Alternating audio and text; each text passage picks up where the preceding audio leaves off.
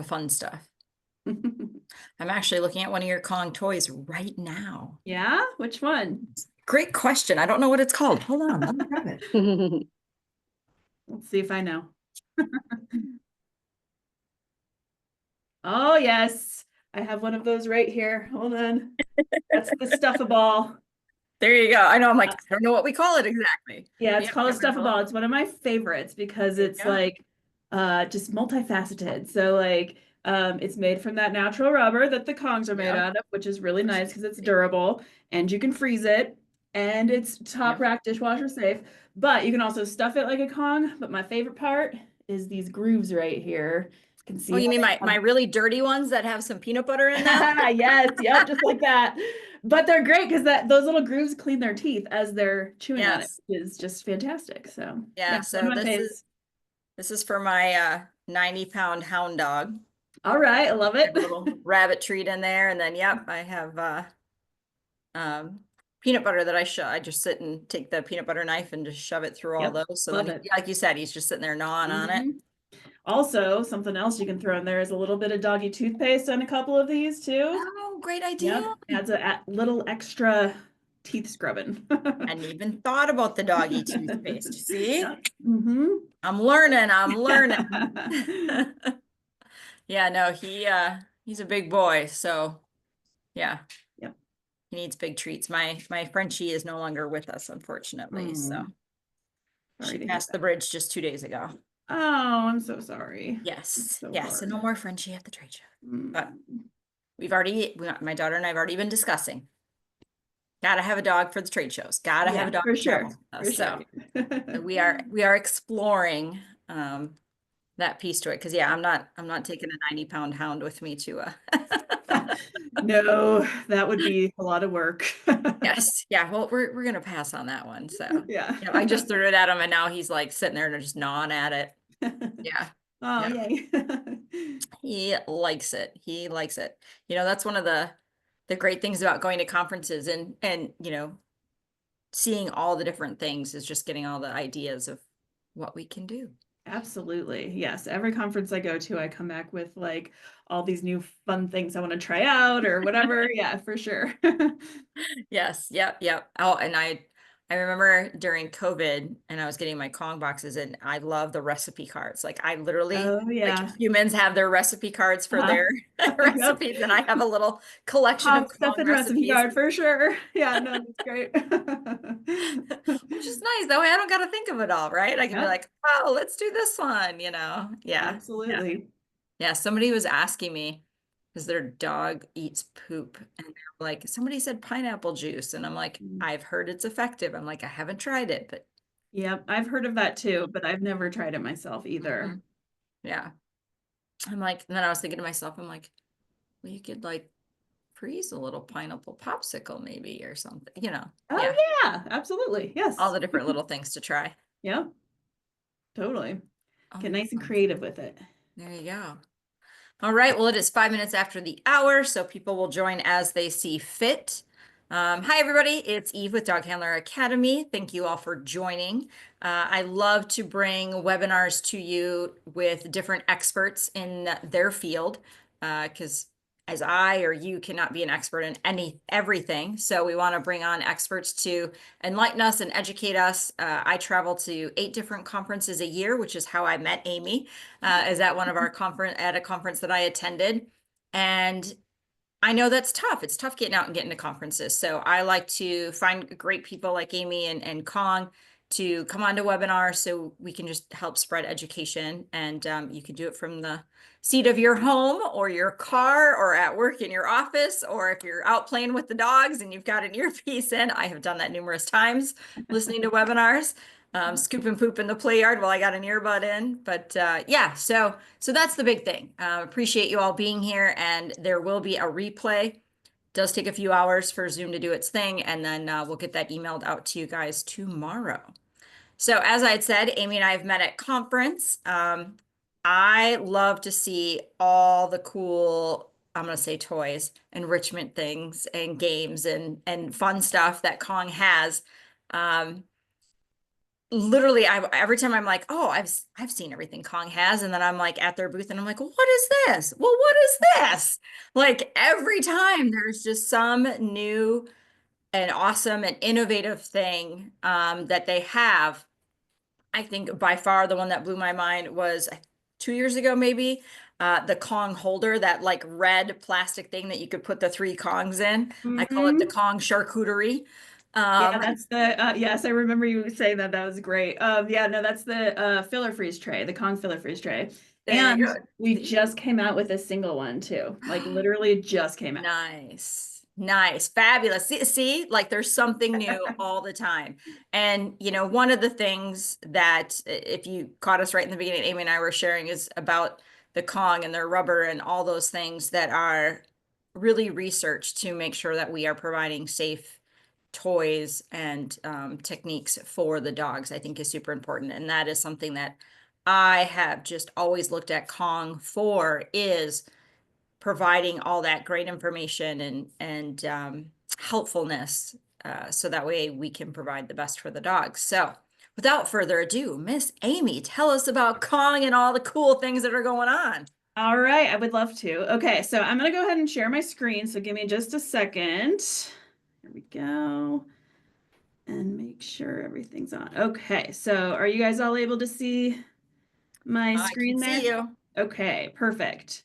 Okay, so hi, everybody. I'm super excited to be here for this webinar. I always love to do webinars and reach as many pet and dog people as I possibly can. So today we're going to talk about Kong Essentials. So I know that you guys are all in the industries in one way, shape, or form, right? So you're either owning a doggy daycare, or maybe you're a trainer, and all the other options in between as well. So I know that you guys know a lot about dogs and all the things, but I always like to start off with with the Kong Essentials, because it's just those little tidbits of information about Kong that are just so important to know when it comes to using Kong in your day-to-day, either training or doggy daycare, or when you're recommending it to your clients or anyone else like that. So, and a lot of these little things, you think you know all about Kong, but then you'll always just learn something,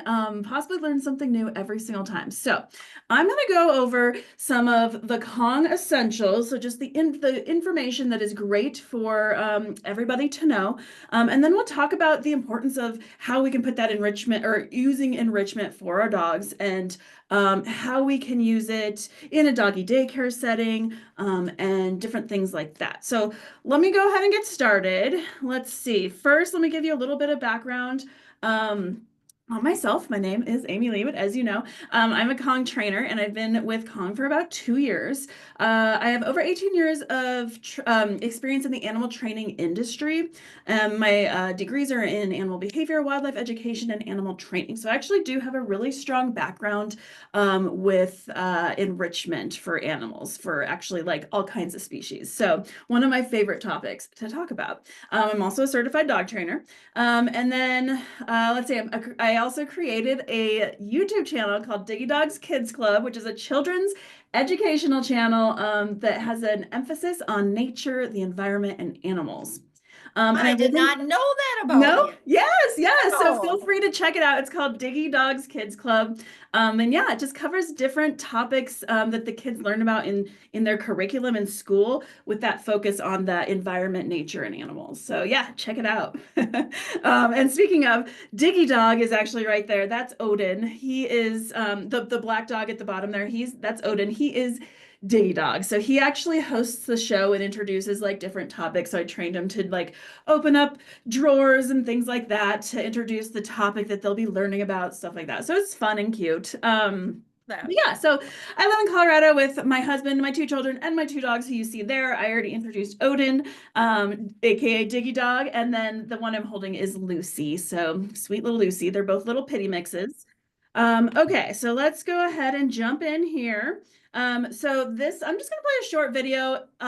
It's always just, I love Kong's like background story and like how we came to become Kong. That was an interesting sentence, but you get what I'm saying.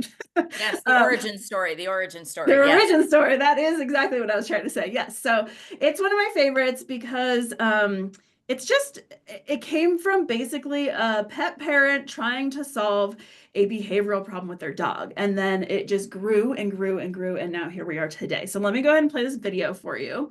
And you can kind of see how Kong came to be.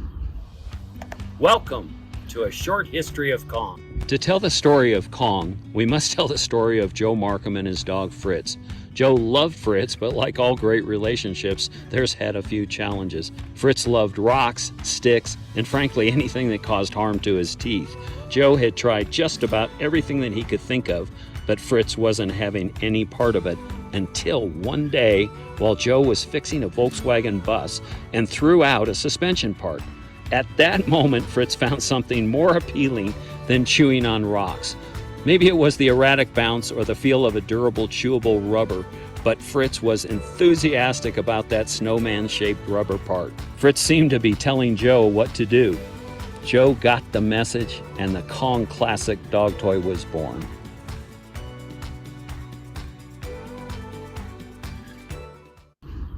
Oops, there we go. Okay, so yeah, so you get the idea. Pretty cool. It was all inspired by Fritz, who you see there in 1976. So Fritz is the co-founder of the Kong, and that is a picture of him. He was Joe Markham's dog, and he just fell in love with that Volkswagen suspension part that you see on that slide, and that is what inspired everything that is Kong today. So pretty cool. And I don't know if many of you pay attention to our social media or anything, but we did just do a partnership with VW, and we made a dark blue Kong that's exclusive to VW, and they have like a whole video made to show like the relationship and partnership with Kong and VW, and so it's pretty cool. So feel free to check that out.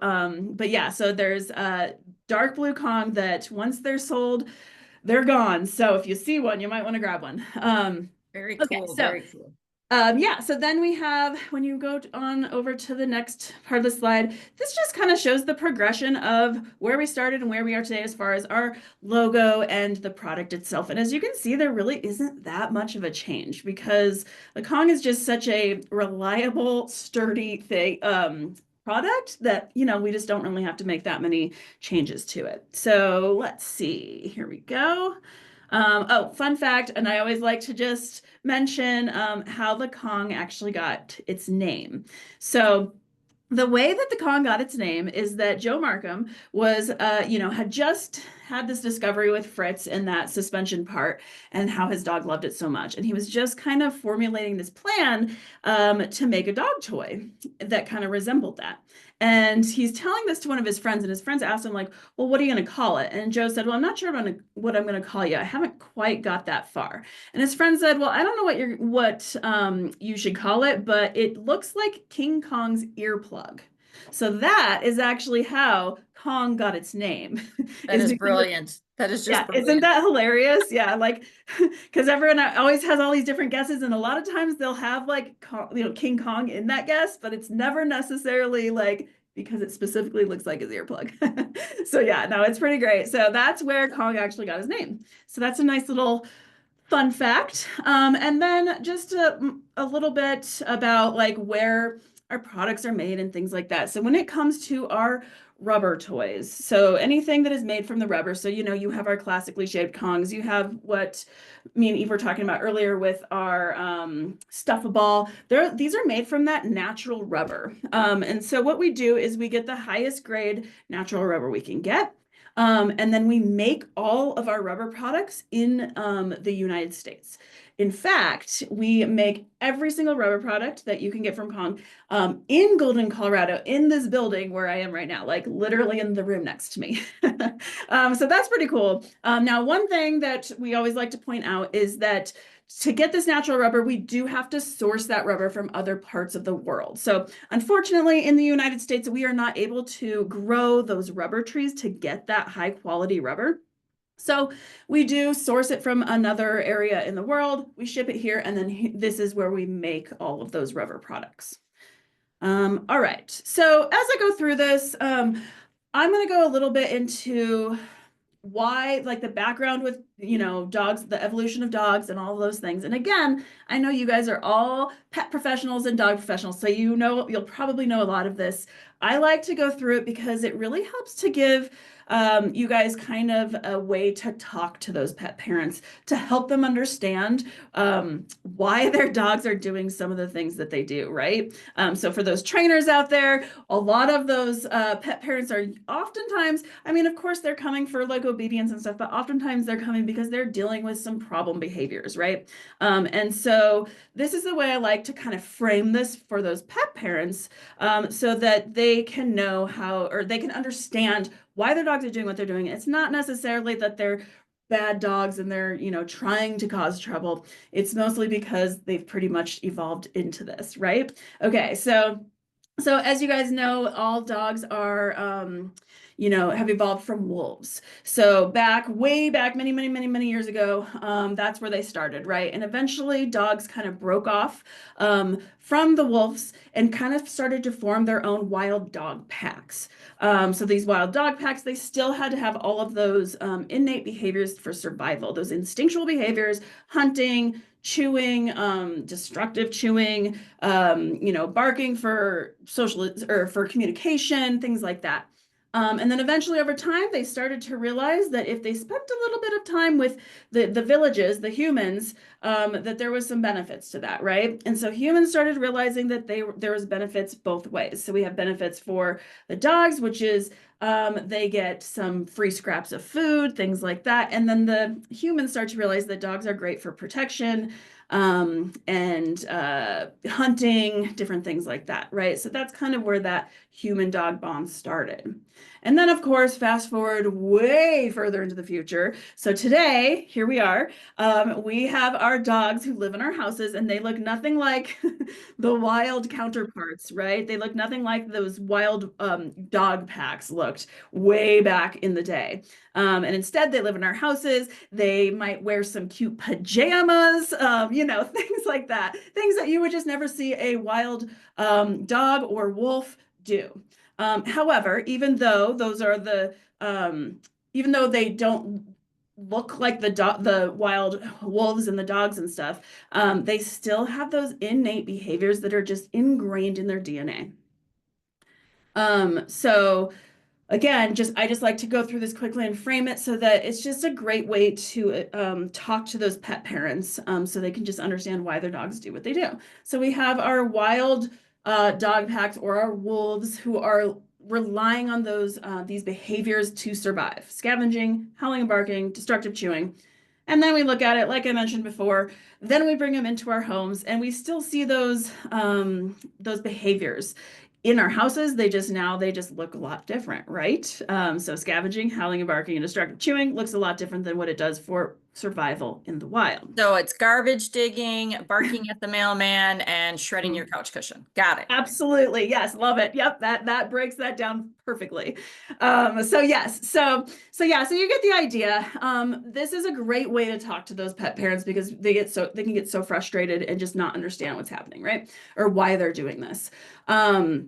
So let's go ahead. And then not to mention for our doggy daycares, these are the ways that we could talk to those pet parents of why you want to get them out of their house and then taking care of a doggy daycare. They can get a bunch of enrichment, socialization. There's just so many benefits, right? So we can kind of combine all of those things from doggy daycares and what I'm going to talk about with enrichment with KONG, things like that, that can be great education information for those pet parents. Okay, another way. So if you don't give a border collie a job, he will go self-employed. So we like to call it being self-employed. That's a great way for pet parents to really understand kind of what you're saying. So border collies are bred, right, to do specific things. And if they can't get that outlet, they're going to find a way to do it. So they might, start hurting the children, things like that. I should have flip-flopped those slides. So yes, unwanted behaviors or self-employed. So lack of enrichment can lead to those unwanted behaviors. And if anyone has ever come home to a couch that looks like that, you feel the pain.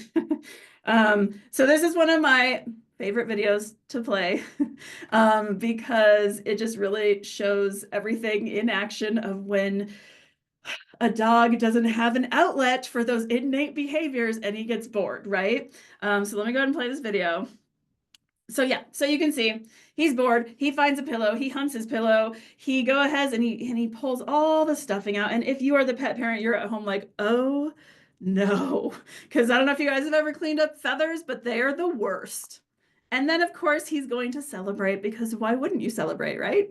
Victory lap. Victory There's lap. the victory lap. Exactly. Look at that. Oh, yes, and then he's gonna play in it for a while. So yeah, so my favorite video because it's pretty entertaining, but then also if you're the pet parent, you don't want that, which again is another case for get him out of the house, get him into some doggy daycare, things like that, and then provide some enrichment.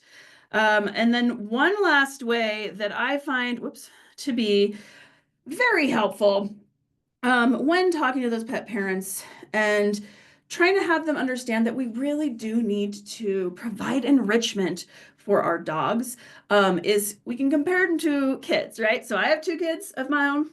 They are 8 and 10, so I am very well versed with this. But the thing is, so our kids, same thing with dogs, if we don't give them something to fulfill like their needs to get their energy out and all the things, they're gonna find a way to do it, right? So they're also gonna find some version of being self-employed. So for instance, that lower left hand picture, I have personal experience with. Now, fortunately, in that picture, it looks like that might have been paint, which is awful. But for me, it was like that really thick zinc-based sunscreen my daughter got into and literally put it through her hair and covered her entire body. So I can definitely relate to that. But the thing is, with our kids, we more naturally understand that we need to give them some kind of tool for direction, right? So we give our kids toys. We put our kids in sports. We take our kids to summer camps, right? We take them on play dates. So do you see how this is all kind of correlating between giving them enrichment like the Kong and stuff, but also getting them to somewhere where they can have some socialization with other dogs, be outside, play, those types of things.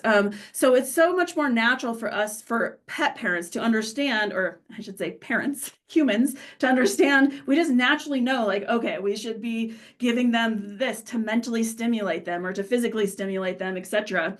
But a lot of pet parents don't necessarily think of that the same way with their dogs. So I really like to point this out. And it's a great way to frame this for those pet parents. Okay.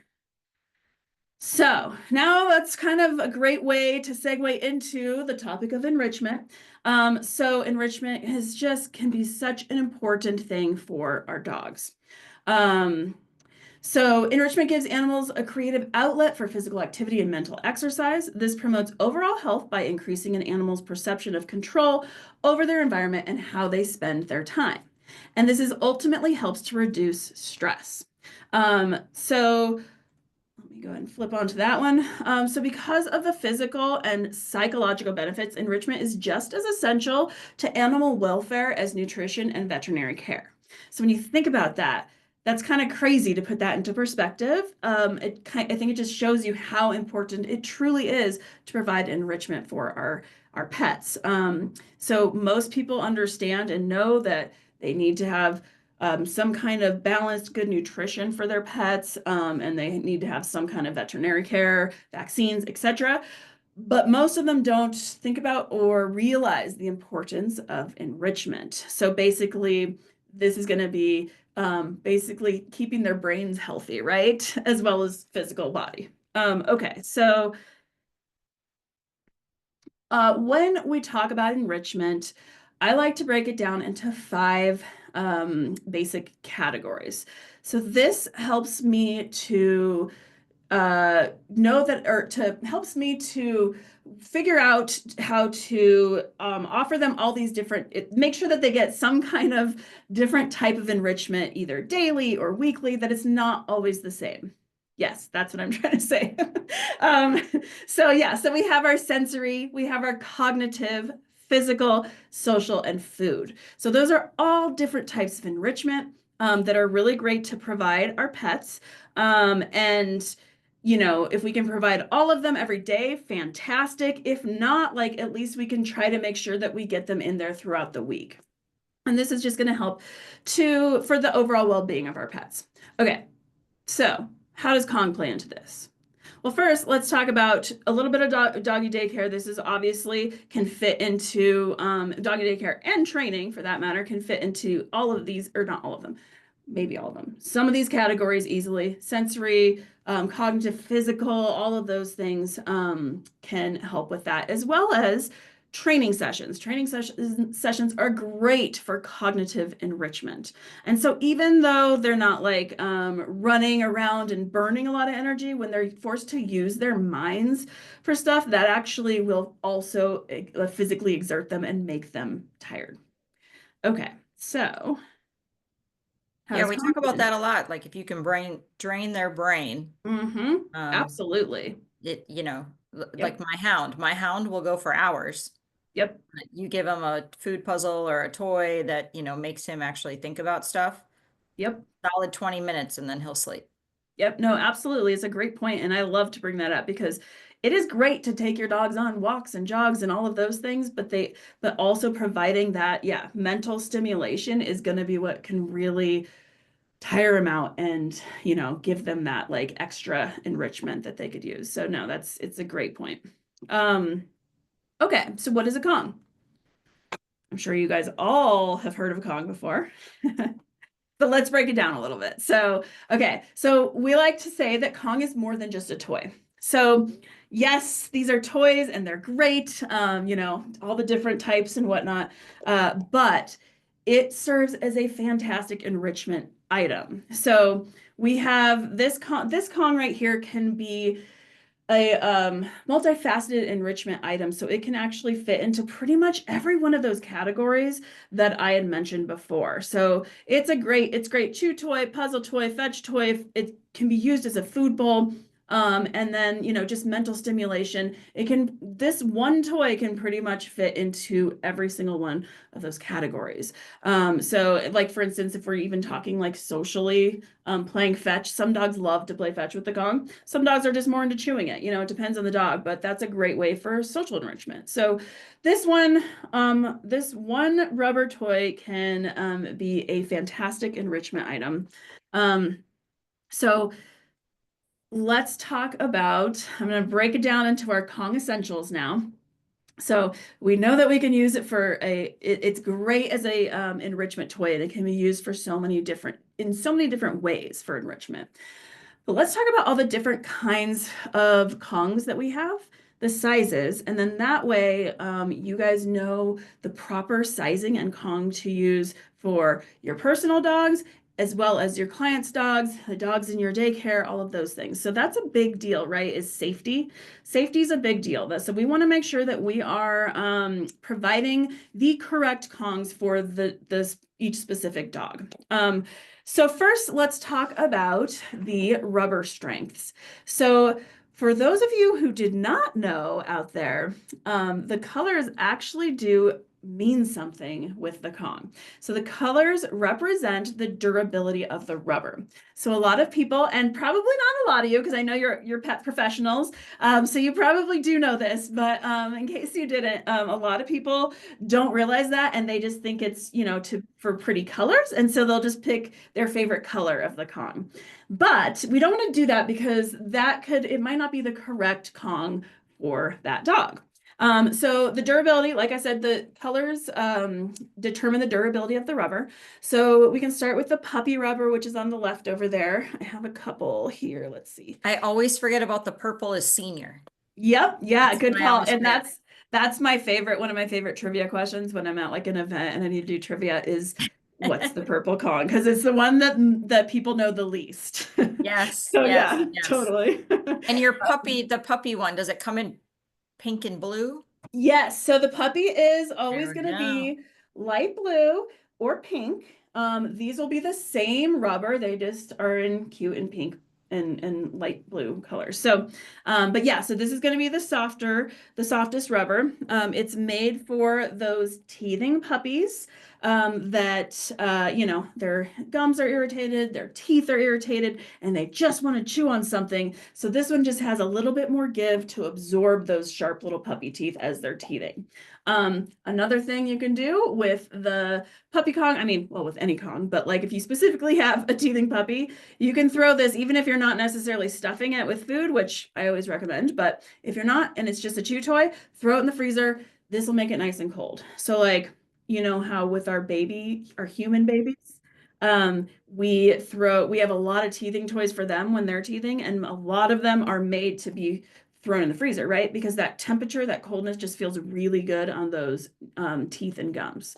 So that's a little tip with that puppy Kong. Nice. So yes. So the yeah. question is, what age do you feel fits that puppy? Yes, great question. So I always recommend that once your dog gets into their adult teeth, once your dog has all their adult teeth, then you can go ahead and bump up to either the red or black, and we'll discuss which one would make sense in a minute for your specific dog, to a more durable rubber. But yeah, so it's when your dog gets all their adult teeth in. So I like to say 9 months-ish is usually about the time, but you know, all dogs are different. And so it can kind of go any direct, like, you know, give or take. So yes, great question. Once they get their adult teeth in. Okay. Next is, like we were talking about, the purple one. So this is going to be that senior Kong. So this one is also a softer rubber. So it is intended for those older dogs, or it doesn't even necessarily have to be older dogs, but maybe dogs who have just had some dental work done, maybe they're missing teeth, something along those lines where they just need something that has a little bit more give. So on the topic of enrichment, we know our older dogs, when they get old, like start aging, they start to slow down a little bit, right? Like they're not necessarily running around and being super physical, but they still need enrichment. And this chewing enrichment, mental stimulation enrichment can be some of the best enrichment we can give some of our older guys. So this is going to be a great option for senior dogs and any dog pretty much that has dental work done or missing teeth or is a gentle chewer, because it's going to be a softer rubber. So that's going to be the senior Kong. And then next up we have the red classic Kong. So this is the one that most people are, of course, most familiar with. This was the one that started it all. So this is a durable rubber, and it's made for average chewers. So by average chewers, I'm talking about dogs that maybe they chew up, like we saw in that video, the pillow or softer materials. Like one of Lucy, my little dog, she really likes to get a hold of my children's library books, so that's always fun, and chew those up. But you get the idea. It's like softer things. So like a paperback book is softer paper, right? Pillows, things like that, couch cushions. They should do just fine in this, and as long as they're not destroying those harder materials, the harder rubber toys like this. So this is going to be for average chewers. And then lastly, we have our Black Extreme Kong. So this is the most durable rubber that we have. It is made for the power chewers, made for those dogs who are destructive chewers, who do want to chew on those harder materials. Like Fritz, the co-founder of Kong, he liked to chew on rocks, things like that, that are really going to potentially hurt those teeth, right? So we want to be able to provide them something to chew on that's not going to ruin their teeth, and this is going to be the most durable rubber that we have. Okay.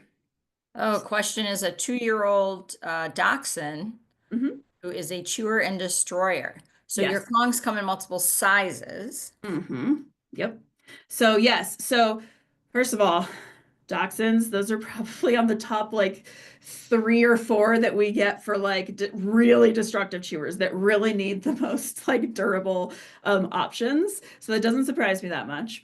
So yeah, let me tell you. So first, you know all the durability levels now, right? So you have that dachshund who is going to probably need that Black Extreme, it sounds like. But then we can also, I'm going to talk about the sizing, because we can actually add like an extra layer of durability by the sizing. So I'll tell you in a minute what I'll give advice with the dachshund in just a moment. But for now, let me just go through the sizing really quick. So we have the Kong Classic. It comes in, that one is the most widely used Kong. So, and known. So in the world of all the dogs that have a Kong, 80% of those dogs are going to have the red classic Kong. So because of that, we offer the widest variety in sizing, right? Because we want to make sure there is a Kong for every sized dog. So it goes 6 different sizes from extra small all the way up to extra, extra large. You can see that is quite a difference. And then our next most popular is that Black Extreme Kong. It comes in 5 different sizes from small to extra, extra large. And then the puppy, extra small to large, and the senior, small, medium, and large. Okay, so let's talk a little bit about how that sizing and the durability of the rubber can kind of help to determine which Kong you should be giving your dogs. So here we go. We have a 3-point criteria. This is what I always recommend using. And so the first point is going to be to look at the size of the head and the mouth of your dog. So, for instance, that the widest part of the Kong cannot go past the widest part of their jaw. So essentially they cannot swallow it. So I know what you're thinking. That is obvious, right? We tend to not want to buy things for our dogs that they can just swallow whole for obvious reasons. However, I like to point this out because some people, especially pet parents, and you guys are the ones who are communicating with those pet parents, right? Tend to confuse the size, this point with the weight of the dog. So the weight of the dog is going to potentially be different than the size of their head and mouth as far as when we're talking about sizing for Kongs. So let's go back to that dachshund question. So let's say that we have a dachshund. They're going to be relatively smaller, have a narrower mouth, right? Then you look at she weighs the same as my little dog we saw at the beginning, Lucy. Let's say they weigh exactly the same, right? But Lucy, she's a little pitty mix. And then you have a dachshund, right? So they're going to have completely different jaw structures. So because of that, they'll probably need different sized Kongs, right? So let's look at it like this. So we have these two here. So this is the medium and this is the large. So maybe the dachshund would need the medium and Lucy, my little pitty mix, would need the large because the way their jaws are set are different and Lucy's is wider. Okay, so that's just an example for that. Now, I know that dachshund is a particularly destructive chewer. So we're going to talk about let's say we start here with that dachshund, right? So here we have that medium Kong. We'll say it's the red classic because this is the proper size for the size of the jaw. So next we're going to look into the life stage of that dog. So where are they in their life stage? Are they a teething puppy? Are they a senior who's missing some teeth? Or are they somewhere in between? So we can kind of start there, right? If they're somewhere in between, we're going to have to determine if we want to if they're going to need that red classic or that black extreme. So then we're going to go to the next step. So our third point is their chewing behavior. So as it sounds like, that dachshund is a destructive chewer. So we'll automatically say, okay, we determined that this was the Kong for that dachshund. However, we know that they're destructive. So then we are going to move. This is a large in the extreme, but we'll move to a medium in the extreme, like so. So pretend this is a medium. I just don't have one with me of the extreme. But then we know that it sounds like this dog is very destructive. We can add that one more layer of durability. And how we do that is we size up. So we sized up from this size of the black extreme to this size. Now, why does that? Oh, yep. Joe's got a couple there. Look at the blue and the black. Mm-hmm. Look at that. I love it. So this is how we, so let me explain why that would make it more durable. So I'm going to use these red ones because it's what I have for my demos. But so these are made from the exact same rubber, right? So they should be exact same durability. However, as we make the Kongs larger, to make them structurally sound, we have to make them thicker as they get larger. So because of that, the larger the Kong, the more durable it's going to be. So I don't know if you can really see it well, but like this, the walls of this Kong are going to be much thicker than this one, making this more durable. So even though they're the same rubber, this one's going to be more durable. So what I would say for that dachshund is to make sure that he's using that, he or she is using that black extreme, and then you can even size up with that on top of it, and that's going to help to just add some more durability to it.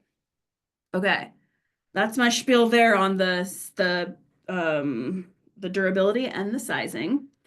I do have this short little video just kind of summarizing everything I just said. So I'll just play that real quick. Before we can select the best toys for a dog, it is important to determine their chewing style. A chewing style simply means how a dog chews on toys. There are 3 basic chewing styles. The first style are gentle chewers. These dogs are easy on toys and prefer plush or fabric toys. They usually like to lick or suck on their toys, but will rarely destroy them. The second style are average chewers. These dogs love to play with all kinds of toys and often like to carry toys around with them whilst engaging in light to moderate chewing. They can be destructive with plush or fabric toys, but are rarely destructive with rubber toys. Finally, there are our power chewers. These dogs are usually strong, determined chewers. They require more discretion when it comes to selecting toys. It is best to choose durable, interactive toys or hard rubber toys. Sizing up or choosing larger when picking toys is helpful to minimize destructive chewing. Remember, the breed and size alone does not determine chewing style. Regardless, it's important to supervise all play sessions until you are confident the dog won't destroy the toy. Be sure to replace any toys with cuts, tears or rips. And remember, no toy is indestructible. Okay, so yeah, that quickly summarizes it. And again, I know you guys are very familiar with dogs and all the things, but in their, this type of information because you're pet professionals, but it's just really good to reiterate and it helps for us to speak to those pet parents about these things. Now this slide I should have bumped up when I was talking about the sizing. So we already know why to size up, that we can just add that extra durability. Okay, so I'm going to quickly I'm going to talk about how stuffing. So I know that seems like a really simple, easy thing to do, but there's actually a little bit of technique to it that can really help you guys. It's very much an art form to stuff your Kong appropriately. It truly is. Yes. Thank you. I love that because it's so true. It really is an art form and it can really have direct effect on just how enriching that Kong is for the dog, right? Because if we stuff it too difficult and the dog can't get any of the food out, they will get frustrated and lose interest, right? So which is going to create the opposite effect of what we're trying to do. So I'm going to just go through of the ways that I like to recommend stuffing Kongs. And now I know you guys are coming from a lot of you are coming from a doggy daycare perspective. So I'm just going to break it down on the different ways to do that. And then we can kind of talk about what that might look like in doggy daycares. So first, whenever we give dogs that have never had a Kong before, we want to make it easy. We want to make sure that it's a pretty easy, fast win to really build that immediate positive association with that Kong. And that's just going to start to build that routine foundation with the Kong, right? So when I say easy, I mean, when I talk to pet parents about training and things, I literally tell them to feed their dogs their meals out of their Kongs. That if anything, that is the easy way to just create that really easy win and that positive association with the Kong, right? So literally just their loose kibble and give it to them. And if it takes a couple different Kongs to fill up or however you want to go about doing that, or feed half of the loose kibble in one Kong and use the rest for training session, whatever works in your lifestyle and whatever in your household. But that is always a fantastic way to really start to build that positive association, and they can really start to learn how to get food out from there. Because as you can imagine, putting that loose kibble in there, it's pretty easy to get out. Now, some dogs might need a little assistance, kind of show them and whatnot, but pretty quick they should get that. And then what a lot of people do, okay, let me tell you this first. So one of the number one things is that I get from pet parents is that my dog doesn't like Kongs because he's not interested in them and he gets frustrated with them and he just isn't even interested. So that's like one of the number one things that I get. It's that and how do you clean a Kong? And we'll get into that a little bit later. But that first one, so that's like a big deal, right? Because that's like, if your dog's not into the Kong, like you're not going to be able to use it as it should, you know, with all the benefits and stuff. So what most people do is they would go from, well, easy level like that and then immediately to that really hard level, or they just give them the hard level right away. And so this is something that we don't necessarily want to do because of all the reasons I had mentioned. So I like to recommend going to a nice medium level. So the medium level, the way I found that works the best for me is to go ahead and fill the Kong maybe about halfway with that loose kibble, loose treats, the loose dog safe food. If you're getting creative with, you know, I don't know, strawberries, blueberries, things like that. Loose here, and then you top it off with something that has a thicker texture. So again, anything dog safe, of course, right? So we got our zero fat Greek yogurt, pumpkin puree, wet dog food. I like to hydrate my dog's kibble and then use that. Like and mix it in so it's like a thicker texture and then use that. So basically what that does is it makes it more difficult to get out here, but then it goes to that easy level after that. So you're kind of in that nice middle range where it's teaching them that now you don't just shake and knock around the food to get out. Now you have to use your tongue, you have to hold the Kong still while you try to get that thicker ingredient out. And then once it comes down to this part, it's going to be easy for them to get out. Some dogs, that's as difficult as it needs to get for them. And that's okay. All dogs are different. Some dogs are going to get through that in like 2 seconds. And I'm sure you guys are all familiar with those dogs. So if you want to go ahead and move up to that harder level, you'll take those ingredients, those loose ingredients, and those thicker ingredients, you'll mix them in a bowl first, and then you'll put them in the Kong. So now you have that thick texture throughout the entire Kong. And then of course, you can freeze them as, you know, to make them last longer.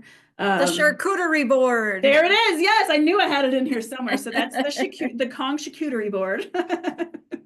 Yeah, so that is the filler freeze tray. I love it. I literally have like 6 in my house because you can just plop, plop, plop, fill them, and you can just throw the whole thing in your freezer if you have the space, of course, in your freezer. And if not, then you can just pop them out into like a Ziploc bag or something like that. I've done both ways. So, but yeah, that thing's pretty great. And like I said, we just had a new one come out because that was a lot of the feedback is people don't have enough space for all 3 of them like that. So we made that single one. So pretty cool. I haven't used it yet, but yeah, so then you can freeze them. That's going to obviously be the most difficult and make it last the longest. But again, if you're giving it to if you're filling up a Kong all the way and freezing it and giving it to a dog who doesn't know how to get it out, it's just not going to have the effect that we want it to have for enrichment. So speaking of that, in doggy daycare, great. So you have to get probably kind of creative with the way that you do this, as far as how difficult you stuff your Kongs, things like that. So I know some local doggy daycares, I know all of you are probably have different protocols and different schedules and all the things and whatever, but I'm sure you probably all have kind of like a rest time or a nap time, things like that. So I know that a couple of doggy daycares who are near me, they do like a little upsell to their customers where it's like, I don't know, $5 or something like that, and they'll get a stuffed Kong at their nap time. Very popular add-on, very popular. Oh, okay, cool. Yeah, I know people who do it, but I don't know how many people do it. Okay, cool. Yeah, so which is fantastic, because that's a great way to get that enrichment. So right, so you have the dogs who are playing in their play yards and things like that, getting socialization, having physical exercise, and then on that downtime, we can now give them that kind of cognitive enrichment that that can be so helpful. Yeah, so working that into your rest time, your nap time or downtime, whatever you want to call it. And now you know like the sizing and durability that would make sense for each size of dog and whatnot. And then you can also maybe kind of, I don't know what you guys typically stuff your Kongs with, but you can get the idea of like, if you know that your dogs that you're watching after a while, and you'll know that, oh, this one can definitely get this frozen Kong because they're really good at it. Or maybe it's a brand new puppy, give them something easier. But those are just things to keep in mind when you're using these types of things for enrichment, right? Because we want it to be enriching, not frustrating, right? Right. So yeah, so those are just things to keep in mind for that. And then something else, some of my local doggy daycares do is, so here, I'll leave this up for a little bit because this QR code will take you to our website. Recipes. Yep, Yay. recipes, like what we were talking about before. Yep. So it'll take you to our website, our Kong Cuisine page. And this will has so many just fun dog safe recipes to stuff Kongs with, so you can get really creative. Now, that being said, I know, you're busy, you're doggy daycare, you might not have like all these, time or all these ingredients to do this, but what some of my local doggy daycares do is they will have like special, for holidays and things like that, right? So they don't do like any of these fancy recipes like all the time, but maybe during Thanksgiving, I think there's like a chicken pot pie one or something like that. I don't remember exactly, but you can do an upsell for like, oh, a Kong chicken pot pie, a stuffed chicken pot pie Kong, or however you want to, make it sound cute. But there's all kinds of Flavor of the month is always a good thing that promotes people wanting to buy it. Yes, there you go. Yes, perfect. Exactly. So yeah, so you can go to this Kong Cuisine and just check them out. There's some fun like summer recipes, like you do like a 4th of July one, I don't know, just different things like that kind of keeps it fun, and yes, will make people want to do it as an add-on. Okay, so let's see. Cleaning your Kong. So Super important. yes, yes. So like I said, this is one that really one of the top 3 questions that I always get from pet parents is, how do you clean your Kongs? There's actually multiple ways to go about doing this. So first, tried and true, soak it in that warm soapy water. Sometimes just by soaking it in the warm soapy water, that's all you have to do, and you can just rinse it out and you're good to go, depending. Here's one tip too, which actually probably makes this, I would think, a little bit easier for doggy daycares to do, is you want to throw it in that soapy water or just wash it, scrub it right when they're done with it. So instead of letting it sit, once you I'm sure you guys are all familiar with a crusty Kong, right? That's been sitting for like a day or two, and it's just like dried up on the top there, and it's really hard to get out. If you're able to clean it like pretty quickly after they're done, that's gonna just make your life so much easier when it comes to cleaning Kongs. And so again, maybe like, for your add-ons during nap time, you can hand them out, and then when you go back through, you're able to pick them up and immediately put them in that sink with soapy water. Yeah, like the crusty one of my hound who ate this morning, and now it's 10 hours, 12 hours later. And Yep. He took the easy stuff, but now I've got all the crusties in there. So Oh yeah. Yep. Totally. anybody who follows me on social media knows that I hate to cook. I also hate to do dishes. So the fact that I can literally just put this on that top rack in my dishwasher. Oh yeah. It's Yeah. huge. That's I huge. don't buy dishes unless I can put them in the dishwasher. So Yeah, no, totally. I agree. Yeah, I'm with you on that. That's for sure. Yeah, no, absolutely. So yes, it's going to make a huge difference if you're able to clean it pretty quickly afterwards, or if it sits around for 12 hours, right? And then, yeah, soaking it in that warm soapy water. And then if you can't get it, if just rinsing it after that doesn't work, we actually do have a scrub brush. You can see it on the slide there as well. I really like this thing. It makes it just really easy to clean up into the nooks and crannies of the Kong. And it's nice because you can also double it as a doggy toothbrush. So my dogs definitely prefer this over like a lot of the doggy toothbrushes, they have that like hard plastic along the top there. And this one is soft all the way around. So my dogs just do a lot better with it if I brush their teeth. Anyways, but you can still use it, but you can use it to scrub your Kong, right? So that's pretty great. If you don't want to buy these or don't have one, no big deal. You can use a bottle brush, things like that. One thing that I do have, we actually have a video. I should put this in my presentations. Sometimes the peanut butter or whatever the food is will get caked right underneath the rim right there.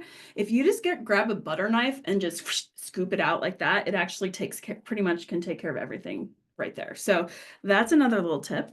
And then of course, just like what we were talking about, it is actually all of our rubber products are dishwasher safe, top rack only. We do recommend that you turn off the dry heat cycle, because since this is natural rubber, after repetitive exposure to that heat, it could start to degrade the rubber a little bit.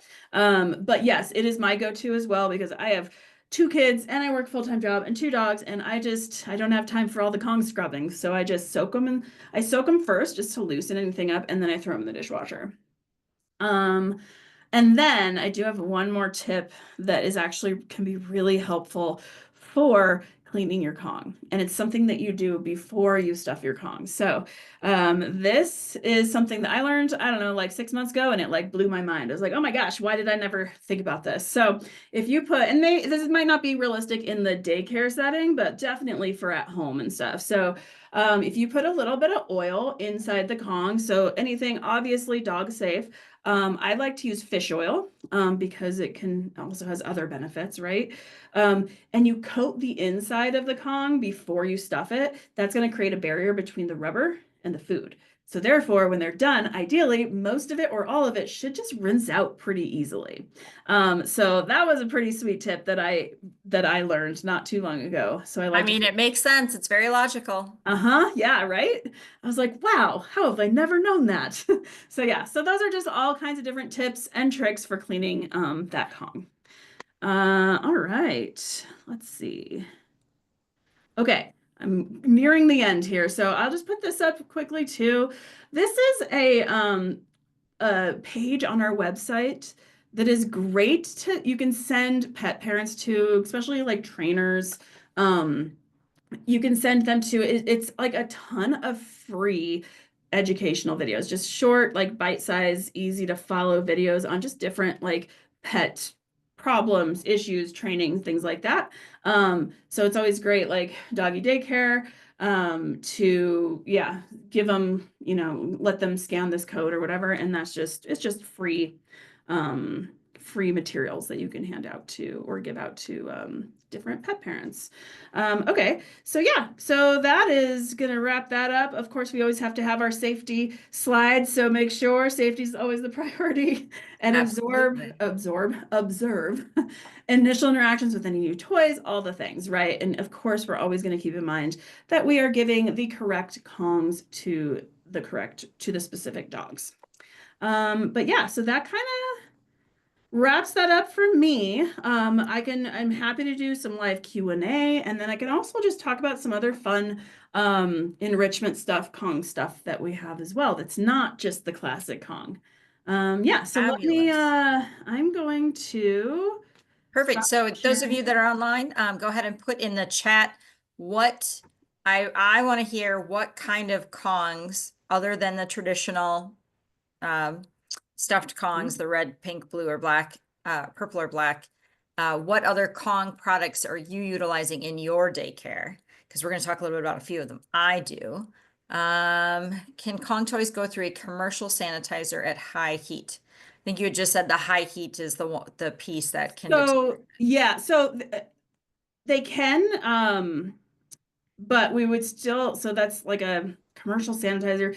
Like, if you're able to turn off the dry heat cycle is the thing that could eventually start to degrade the rubber. So yes, you can. If you can turn the dry heat cycle off on that, that's going to be your best option. If you can't, the Kongs just probably won't last quite as long as they would if you didn't. But I do know like a ton of, or I have some Kong ambassadors who are work in shelters and stuff. And I know that they put them in like dishwashers and things, like large commercial dishwashers. So absolutely.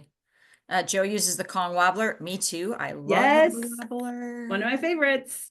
Love the wobbler. You can just feed their meal out of the wobbler. It's it's just great for enrichment, right? Yeah, so any dogs that come into our facility, we call them, we say they come in hot, right? They come in like, oh my God, let's go. Totally. So for those dogs, we ask the parents not to feed them breakfast and to send their breakfast with us. And then we'll put that in that Kong wobbler and then put them in one of our suites. So they're just banging around, having a good time, mentally exhausting themselves. So then when it's time to put them into playgroup, they've already drained themselves. Yes, I love that. That is like genius. That's great. That's one of the other ones. I like the Kong balls that have the hole all the way through. Yes, yep. I'm assuming they're just called a ball, black ball. Yeah, I think they are just a Kong ball. Yeah. All right, just making sure. I'm trying to use the right terminology. Yeah, no, I think I don't have any of it in the packaging. I just know what I use. Yeah, so we use that multiple ways. One, we use that in the puppy area and in our high play area. Two, you can stick a bully stick through it and then, dab some peanut butter or something, throw it in the freezer. So that's just another way to use it when it's in our suite. But the key thing that I like about that, and one of the main things, is that the hole goes all the way through. So if you've never heard of the lifesaver story, the whole reason lifesavers were created with the hole in it is because the guy's daughter choked on a piece of solid candy. So when you use like a chuck it ball that's completely solid, if it were to get lodged, at least with the Kong ball, you can rotate it. So then that hole is there so they can still get air down while you're freaking out and taking them to the vet. Sure. Yep. But again, it's just a safety measure because that has the hole all the way through it. The Kong bones, yep, the red bones and the black goody bones, yep, great things to chew on. The puppy ring, yes, really good too. Puppies love the ring. Like, it's a puppy thing, I feel like. Absolutely. Yeah, so we also have I want to throw it out there because it's one of my favorites and it's similar to that goody bone. So the goody bone, for those of you who don't know, is another, I wish I had one with me, but I just don't. So is another one of our rubber products. It's shaped like a bone. And then at the ends, you can put bully sticks in and stuff the ends. Yes. But we also have another one that's called the ribbon. So it's called the goody ribbon. And it is another rubber product. So rubber products are always my favorite because they're just the most durable, the most trustworthy, all the things can just last longer. And so the goody ribbon is actually, so if you take, thank you. Yes. I was like, I wish I had one. Yes. And I'm like, oh, where's my Kong stuff? I love it. Yeah. So that's the goody ribbon. So basically what we did was we took the ends of the goody bone, right? Yeah. And we just made it more of a solid so you have more areas of stuff. Oh, yes. All right. Yes. There's the goody bones. Yes. I love it. I love how everyone else has my Kong products and I don't.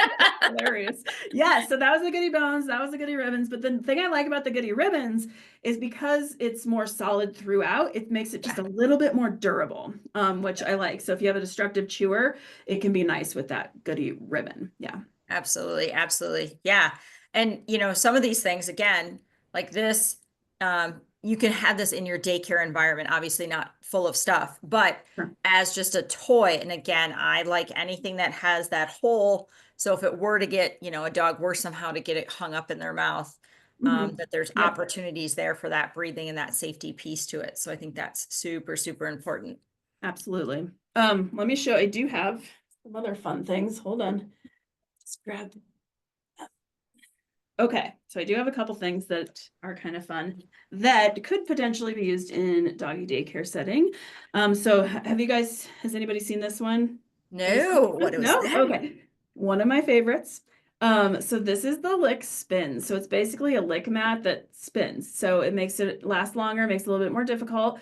It has these nice they're not like suctions or anything, but they stick really well. Like I've never had a trouble with this thing sliding. But the cool thing is I was using this as a demo for cats too. So I put the nice thing is you can just stick the little cat things, even the harder, because you can put peanut butter, Greek yogurt, all of that stuff, but you can also just pop these in here, especially for like cats. And then it can but you can do it for dogs too as well. Anyways, they have to work on getting it out. But so the cool thing is that you can actually pop this disc out. So it has different textures on each side. Gotcha. And then this can go in the dishwasher. So that makes it, Love yeah. it. So that just made me think about like your wobbler, what you do with the Yes. wobbler, and you feed them.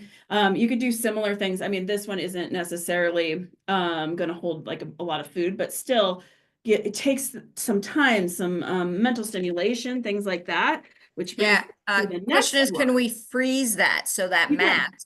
Yep, you can Beautiful. freeze the mat so it'll last longer. So yeah, so then that way, if you do take like their kibble or food or whatever, and you can stick them in here, and you freeze it, that's going to make it like harder for them to get out and it'll last longer. So yeah, absolutely.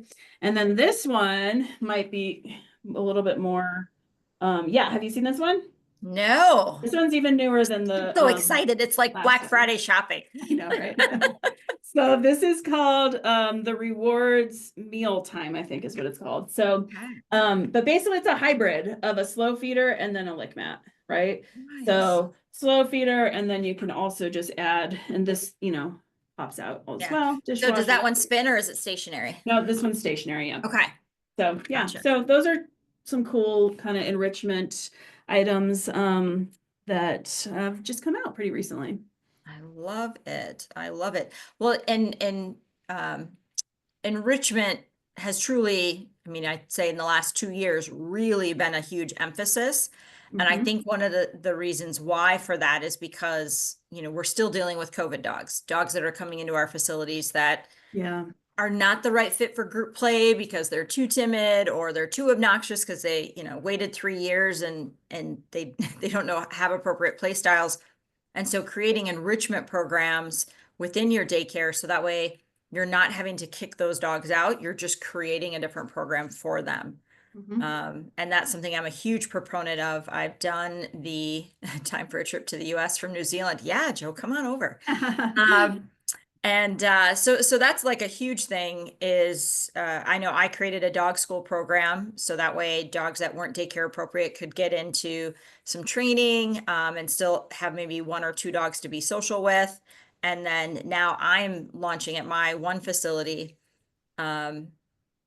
a play program that is meant for dogs that are kicked out of other dog daycares. Oh, So that's it's great. all going to be enrichment style of toys. So then that way, again, don't feed them breakfast and stuff at home, bring it here.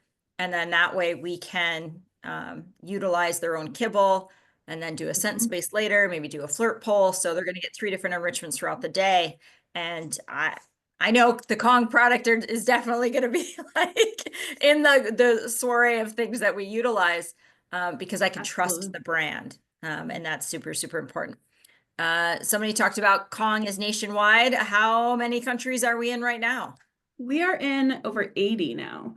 So we're in a lot of countries. So most of the time, yes, you can get KONG where you're at. I think it, you know, of course, there's going to be maybe the exception to that, but for the most part, yes. So I know I buy KONG directly through a distributor because I don't just use it in my facility. I also sell it in my retail area. So Oh, that's great. another opportunity too, you know, when people say, oh, well, did my dog like that KONG that I bought them during boarding? Because they're just buying the rental of it.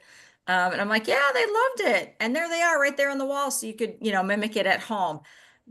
So yeah, I sell a lot of the various KONG products within my retail space as well. So if you don't have a distributor, where can we find KONG? Yeah, so I'm really glad that you brought that up because I meant to touch on that in my presentation and I missed it. So yeah, so like giving, you know, that upsell as a stuff to KONG is great when you have something in your retail, right? Because then they see that and they want to get it for their dog at home. Absolutely. So that is a fantastic point. And yes, so right now you can only buy KONG through distribution or through a pet retailer. So if you guys have your own, you know, business and whatnot, you should be able to get that wholesale pricing. So if you are interested in ordering, because it's going to be a different distributor for every region. Right. So if you're interested in ordering through distribution, go ahead and Eve, if you want to get their information and send it to me, and then I can just set them up with the sales rep that would take care of them basically. Perfect. Yes, you can just send Dog Handler Academy an email And then let us know you're looking for a Kong distributor, and then we'll connect you with Amy and she can figure it out. In your email, do put where you are, city, Yeah. state, country, please.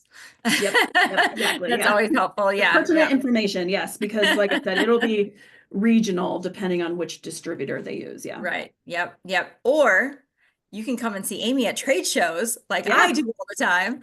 Yeah. Because that's always fun. And I do need to give you guys a huge prop. At a lot of the trade shows where Amy and the Kong team are, they actually, you go up to the booth and you fill a Kong that then they donate to a local shelter. Mhm.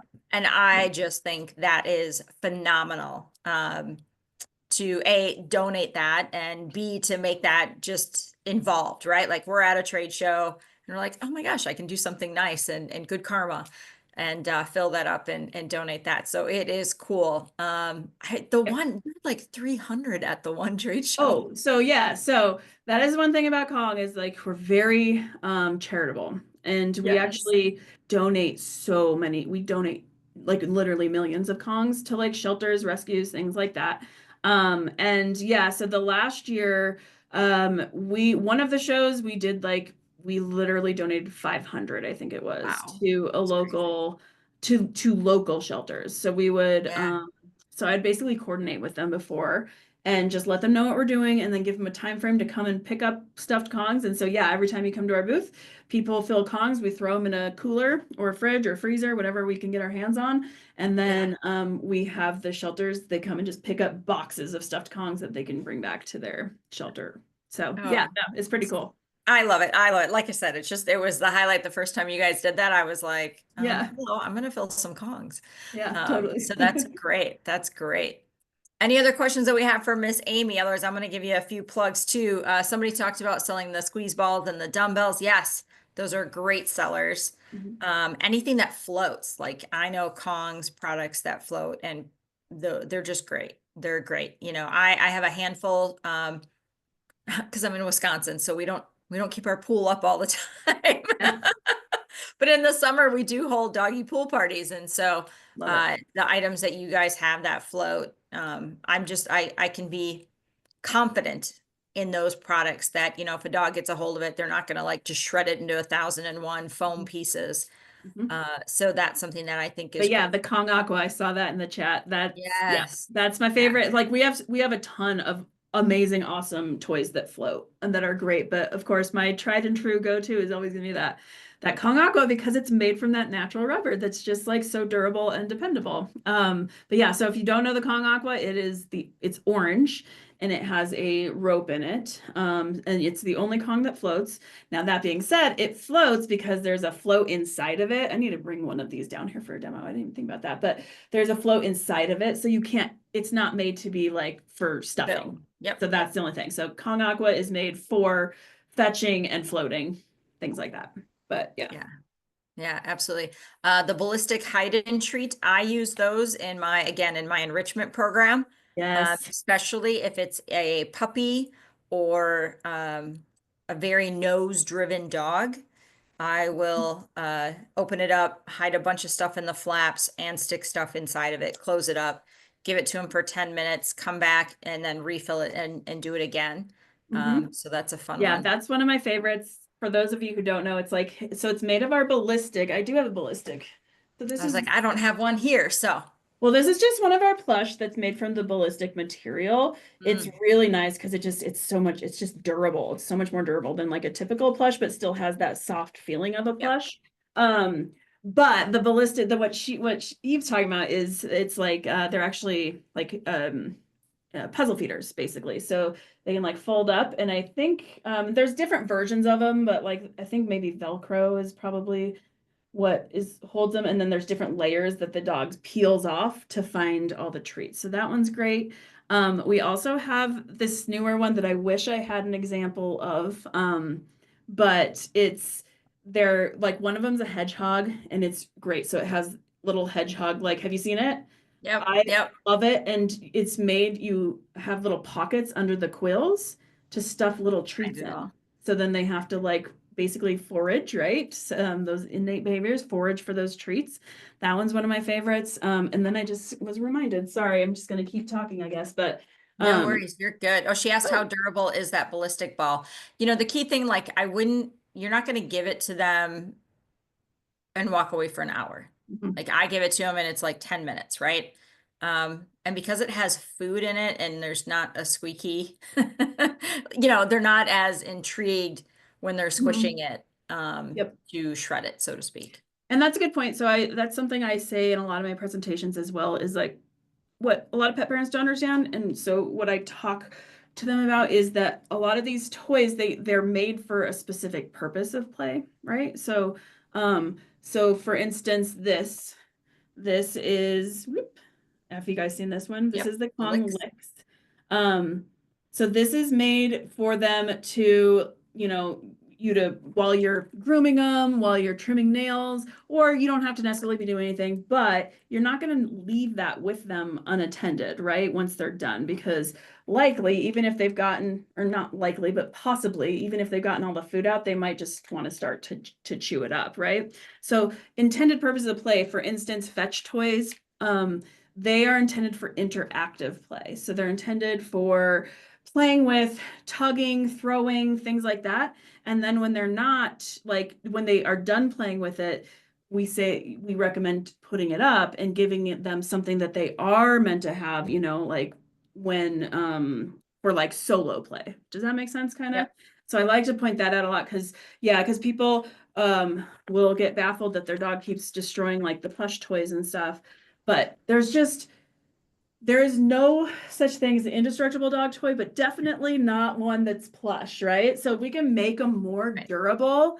But if you're leaving this with your dog and they choose to, they want to destroy it, they're gonna destroy it, right? So like there's just no way to get around that. Yes. Oh yes. That one's a great one. So that one's pretty, have you found that one to be pretty durable? Yeah, I like that one. Yeah. Yeah, completely durable. Okay. This was my girl's puppy one, and she's 6 years old now, so you know, hardly any damage whatsoever on it. I love it. Yes. Yeah. So that one, I'm very familiar with that one. That one's pretty durable. Also one of my favorites. But yeah, so I just like to talk to pet parents about like, so each toy type is meant to either be interactive play only or both, or it can be independent play. You know what I mean? So you just have to keep that in mind. And because the toys like, you know, these are not going to be as durable as like this is, because it's meant to be chewed on and meant to be that type of a toy. Yeah. Absolutely. Absolutely.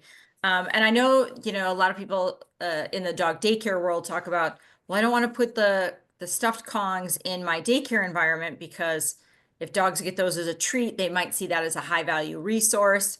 So you're just going to have to kind of gauge that one, you know, whether or not your stuffed Kongs should be. I don't mind putting like the blue and the pink ones in my puppy area as a play toy, because again, those are puppies, right? And that pliability of that I really enjoy. But then I go to the black balls. You can go to these in your daycare environment.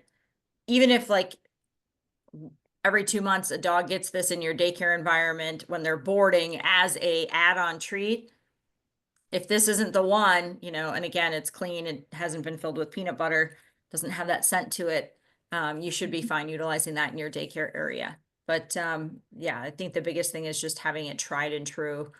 You know, I call it the jumping jack. I'm not sure. I believe it's called the Jacks. I think so. Yeah. Perfect. Like that, See, it's because that's what it looks like, right? Yeah, 100%. Yeah. Yeah. So like this, I use for my adolescent dogs, who again, still, you know, they've out of the puppy stage, but they still need that chew piece to it. But I wouldn't necessarily put this in my daycare area because, you know, they could really try and chew a chunk of it off, so to speak. But, so yeah, so there's just variations to it, but they are all made of great quality. And I think that's the thing that, you know, we know that we can trust KONG to produce things that have the dog's safety and well-being in mind. And I think that is something definitely to applaud. So, well, I know we went over a little bit. I hope everybody enjoyed the conversation, educated size, that purple color for the seniors. I Yep. always forget that one. I'm like, oh, I know there's always another color. Yeah. And I can never remember what it is. So yeah, so those are always great. The free recipes, definitely take advantage of that.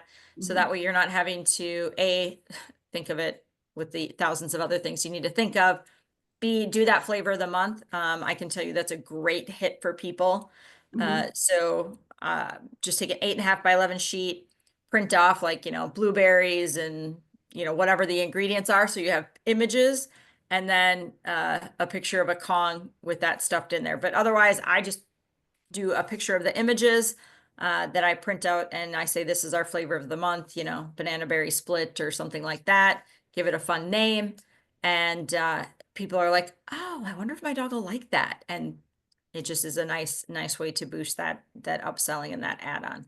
Because at the end of the day, safety is super important. The dogs are coming to you to be cared for. And the pet parents, even though they're dropping their dog off for boarding, they want their pet to enjoy their experience. And so, kind of like when we go on vacation, we might have dieted before we went, or, we're out to dinner and they say, oh, would you like the creme brulee? Yes, I would. Like that little extra special thing when you're away from home, something that you're not going to make for yourself. And so, allow your pet parents to splurge on their pets. They want to do that. And you just have to make sure that it's in a safe manner in which to do so. So yeah, I love, like I said, I have a ton of Kong recipe cards I love that. that are in a recipe box at work. Yay. And we just utilize them as we see fit. But yeah, we really do like that. We need to come up with a birthday flavor. Ooh, yeah. Because a lot of us offer like a birthday package. Yes, yeah. So totally. we need to figure out a birthday flavor. Yep. That way they could have a birthday flavored stuffed Kong as part of a birthday yes. package that they could enjoy. So see, I don't know how to do it. Somebody else that's good at this stuff can figure out what would a birthday flavor taste like for the dog. Right. Strawberry shortcake. Yeah, there you go. That's a good one too. I like that. Mhm. Perfect. Well, thank you all for joining us. Amy, thank you. Is there anything that we missed that we need to make sure that we go over? I don't think so. And thanks for having me. This is great. Absolutely. So we got our recipes. We know, go on, watch the videos, resources for pet parents. We love that as well. And then those of you that are watching this on the replay, if there's a question that we didn't cover that you need an answer to, certainly send us an email at Dog Handler Academy and we will connect you with Amy and get everything put together. So, all right, Miss Amy, I will see you at some upcoming conventions and I will be excited to stuff a Kong. Yes. And see what new products are out there. So I absolutely love swinging by your booth and just seeing all that there is. So, all right, fabulous. Great. Well, thank you. And thank you all. We'll see you all next time. Bye, everybody.